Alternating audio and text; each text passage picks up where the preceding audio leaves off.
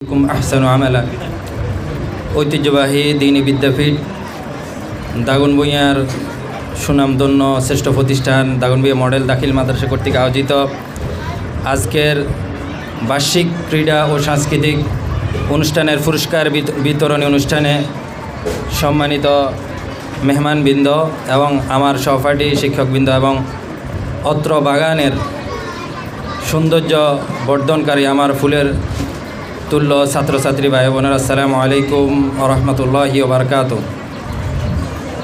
আমরা আজকে উপস্থিত হয়েছি শুধুমাত্র জয়ীদেরকে পুরস্কৃত করার জন্য নয়, সাথে সাথে যারা চেষ্টা এবং পরিশ্রম করেছে, প্রতিযোগিতায় অংশগ্রহণ করেছে, তাদেরকে নিয়েও এই অনুষ্ঠানটা উদযাপন করার জন্য।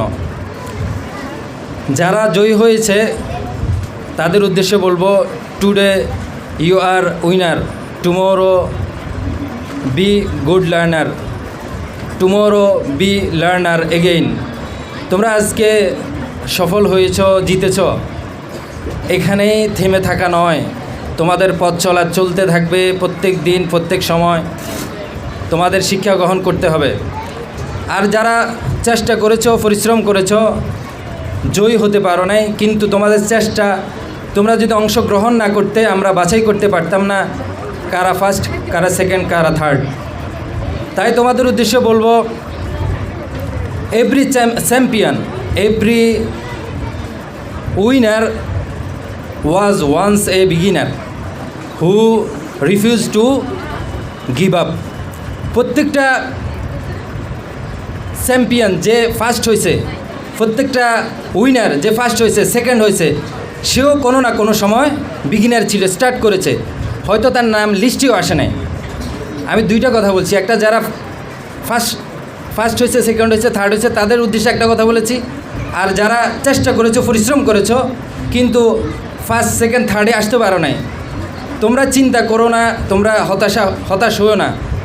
কেননা যারা ফার্স্ট সেকেন্ড থার্ড হয়েছে তারা কোনো না কোনো সময় প্রতিযোগিতায় অংশগ্রহণ করেছিল, কিন্তু তারা গিভ আপ করে নাই, তারা থেমে থাকে নাই। আবার সেকেন্ড বছর, আবার সেকেন্ড টাইম ওরা চেষ্টা করেছে, তারা সফল হয়েছে। আমরা আমাদের লাইফ সার্কেল, আমরা চলতে থাকি, আমরা চেষ্টা করি, আমরা ফেল খাই, আবার উঠি, আবার ফেল খাই। আমি 5টা পয়েন্ট সংক্ষেপে কথা বলে শেষ করব। একজন প্রতিযোগী, একজন শিক্ষার্থী তার জীবনে সফল হওয়ার জন্য, প্রতিযোগিতায় অগ্রসর হওয়ার জন্য 5টা জিনিস কম্পালসারি জরুরি। সে যদি প্রতিযোগিতায় অংশগ্রহণ করতে চায় তাও জরুরি, সে যদি ক্লাসে ফার্স্ট হতে চায়, সেকেন্ড হতে চায়, থার্ড হতে চায়, তাও জরুরি। সেটা হচ্ছে ফার্স্ট ওয়ান, ক্লিয়ার গোল। তুমি যদি তোমার ক্লাসে, তোমার প্রতিযোগিতায়, কোনো প্রতিযোগিতা বাৎসরিক হোক, যে কোনো দেশি হোক, ইন্টারন্যাশনাল প্রতিযোগিতায় অংশগ্রহণ করতে চাও, তোমার নির্দিষ্ট একদম সুস্পষ্ট একটা গোল থাকা চাই। এই ছোটরা কথা বলবে না, বড়রা পিছনে বসছে, ওরা শুনতে পারতেছে না ছোটদের জন্য। তোমরা একটু মনোযোগী হও। প্রথম, তোমার লাইফে তুমি যদি সফল হতে চাও, অ্যাট ফার্স্ট তোমাকে ক্লিয়ার গোল, একদম সুস্পষ্ট স্বচ্ছ একটা গোল, তোমার টার্গেট ফিক্স করতে হবে যে আমি কি হতে চাই। আমি কি সায়েন্টিস্ট হতে চাই, আমি কি ডাক্তার, ইঞ্জিনিয়ার, আমি কি পাইলট হতে চাই, আমি কি আর্মি হতে চাই। তোমার যদি এই বয়সে তুমি এটা নির্ধারণ করতে পারো, তোমার সফলতার পথে অর্ধেক আগানো সম্ভব হবে। তোমার যদি উদ্দেশ্যই না থাকে, তুমি এখন দাগনভূঞা বাজারে যাবে, তুমি কোথায় যাবে, তোমার উদ্দেশ্য যদি ফিক্স না থাকে, তুমি এলোমেলো ঘুরতে থাকবে, তোমার নির্দিষ্ট গন্তব্যে তুমি পৌঁছতে পারবে না। সেকেন্ড ওয়ান হচ্ছে, তুমি যদি তোমার জীবনে সফল হতে চাও, ফার্স্ট সেকেন্ড থার্ডে আসতে চাও, তোমায় কী করতে হবে, কনসিস্টেন্স, হার্ড ওয়ার্কিং। তোমাকে একদম নিয়মানুবর্তিতা সহকারে হার্ড ওয়ার্ক করতে হবে। থমাস আলভা এডিসন একটা কথা বলেছেন, জিনিয়াস ইজ 1% অ্যান্ড 99% পারসিভারেশন। জিনিয়াস, মেধা হয় 1%, আর চেষ্টা, সাধনা, পরিশ্রম হয় 99%। যেই চেষ্টা করে আল্লাহ সুবহানাহু ওয়া তাআলা তাকে দেন, যে চেষ্টা করে আল্লাহ সুবহানাহু ওয়া তাআলা বলতেছেন, লাইসা লিল ইনসানি ইল্লা মা সাআ। যে প্রতিযোগিতা অংশগ্রহণই করে নাই, সে কীভাবে ফার্স্ট হবে, সে কীভাবে সেকেন্ড হবে, সে কীভাবে থার্ড হবে। ড্যান গাবল একজন বিজ্ঞানী ছিলেন, উনি অলিম্পিকে সাঁতারু গোল্ড মেডেলিস্ট ছিলেন, ড্যান গাবল। ওনাকে প্রশ্ন করা হয়েছিল যে আপনি সাঁতারুতে গোল্ড মেডেল কীভাবে পেয়েছিলেন। উনি বলেন যে আমার সহপাঠী যখন প্র্যাকটিস করতো আমিও প্র্যাকটিস করতাম, ও যখন রেস্ট করতো তখন আমি এক্সট্রা 10 মিনিট 15 মিনিট বের করে তখন আমি প্র্যাকটিস করতাম। ও যখন গোসল করতেছে তখন আমি 10 মিনিট বের করে প্র্যাকটিস করতাম, কারণ ও যদি 8 ঘন্টা প্র্যাকটিস করে আমিও 8 ঘন্টা প্র্যাকটিস করি, আমি ওর মতোই থেকে গেলাম। আমি ওর থেকে বাড়াই কীভাবে আগাবো, গোল্ড মেডেল কীভাবে পাবো। আমি যখন ও রেস্ট করতো তখন আমি এক্সট্রা টাইম বের করে আমি তখনও প্র্যাকটিস করতে থাকতাম। এখন তুমি যদি তোমার প্রতিযোগী থেকে এগিয়ে থাকতে চাও, ও যদি 6 ঘন্টা পড়ে তোমাকে পড়তে হবে 7 ঘন্টা, ওই যদি পড়ে 7 ঘন্টা তোমাকে পড়তে হবে 9 ঘন্টা, তোমাকে তোমার সময় বের করতে হবে। ও ড্যান কাওয়াল যেভাবে সময় বের করছে তুমিও তোমার সময় এভাবে বের করতে হবে। থার্ড ওয়ান হচ্ছে লার্নিং অ্যান্ড লার্নিং। তোমাকে সর্বদাই নতুন কিছু শিখতে হবে, শিখার কোনো শেষ নেই। আজকে একটা বই পড়ছো, তোমার ক্লাসের পড়ার বাইরেও পড়তে হবে।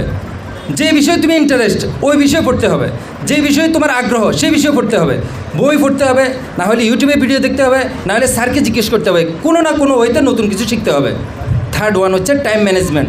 তোমাকে সময় অনুসরণ করে, ফোর্থ ওয়ান টাইম ম্যানেজমেন্ট। সময় তোমার এখানে সকালবেলা আসো, সন্ধ্যাবেলা যাও, রাত্রের সময়, মর্নিংয়ের সময়, ফজরের পর থেকে। আমি এখানে এই মাদ্রাসায় আসার পর থেকে স্টুডেন্টদেরকে সব সময় টাইম ম্যানেজমেন্টের দিকে ফলো করার জন্য বলি, কারণ সময় রুটিন মাফিক চলা ছাড়া কেউ সাকসেস হতে পারে না। সময় অনুসরণ করা ছাড়া কেউ দুনিয়াও সাকসেস হতে পারবে না, আখেরাতেও সাকসেস হতে পারবে না। আমি ছোট্ট একটা উদাহরণ দেবো। কেউ যদি সূরা ইখলাস 3 বার পড়ে, তাকে আল্লাহ সুবহানাহু ওয়া তাআলা 1 খতম কোরআনের সওয়াব দেন। 10 বার পড়লে জান্নাতে একটা ঘর।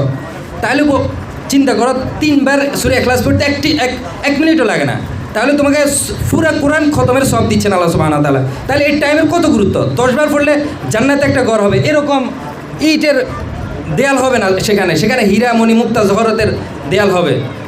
10 বার সূরা ইখলাস পড়তে কত টাইম লাগে, দেখো তো টাইমের কত গুরুত্ব। তুমি যদি তোমার জীবনে সফল হতে চাও, রোল 1 সবসময় রোল 1 হয় কেন? তুমি কেন রোল 1 হতে পারো না? তোমার টাইম ম্যানেজমেন্ট ঘাটতি আছে। থার্ড ওয়ান হচ্ছে পজিটিভ মাইন্ডসেট।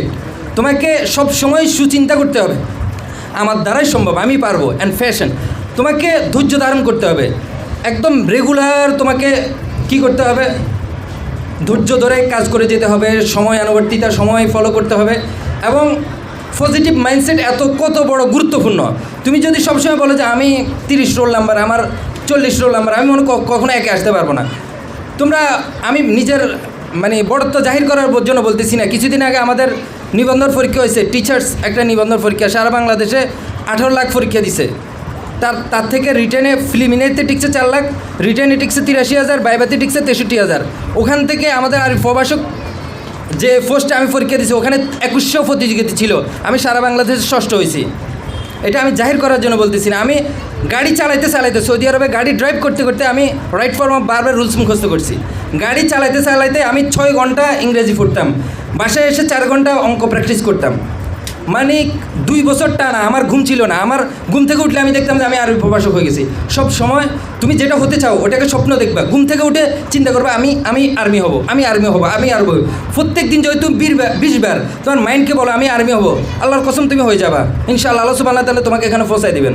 তুমি যদি চিন্তা করো যে আমি ডাক্তার হব, তোমাকে আগে নিজেকে মাইন্ডে বসাতে হবে। পজিটিভ মাইন্ডসেট কেন বলছি, তোমার মাইন্ডে বসাতে হবে। এটা আমি বলি নাই, এটা বলছে ডক্টর নাবিলে। উনি বলছে যখন তুমি ঠান্ডা মাইন্ডে আল্লাহ রসুল ধ্যান করতেন, তুমি ধ্যান করে যদি চিন্তা করো যে আমি এটা হবো একসময় হয়ে যাবে, আমি যেমন হয়েছি। সুবহানাকাল্লাহুম্মা ওয়া বিহামদিকা আস্তাগফিরুল্লাহ ওয়া আতুবু ইলাইহি। আসসালামু আলাইকুম ওয়া রাহমাতুল্লাহি ওয়া বারাকাতুহু।